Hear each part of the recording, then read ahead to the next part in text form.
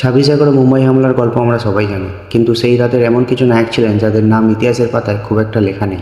বন্দুক হাতে না, সাদা আফ্রন পরে শত শত মানুষের জীবন বাঁচিয়েছিলেন তারা। আর সেই অজানা বীরদের গল্প নিয়েই আসে কঙ্গনা রানাওয়াতের নতুন ছবি ভারত ও ভাগ্য বিধাতা। সত্যিই কি ঘুষবাম দেওয়ার মতো, নাকি শুধুই আবেগ বিক্রি করার চেষ্টা? চলুন দেখে নেওয়া যাক। সবাইকে স্বাগতম আমার চ্যানেল সিনেদীপ্যতে। সবই মুক্তি পেল ভারত ও ভাগ্য বিধাতা ছবির ট্রেলার, যেখানে মুখ্য ভূমিকায় রয়েছেন কঙ্গনা রানাওয়াত।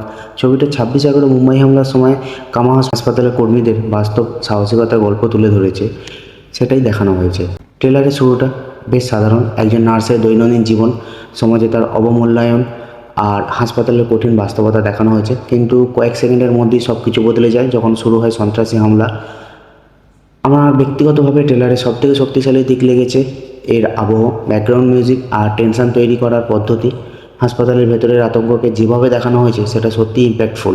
মনে হয় না এটা শুধু একটা দেশাত্মবোধক সিনেমা, বরং এটা একটা সারাইভাল থ্রিলারও হিসাবেও কাজ করতে পারে। কঙ্গনা রানাওয়াতের পারফরমেন্স নিয়ে কোনো সন্দেহ নেই।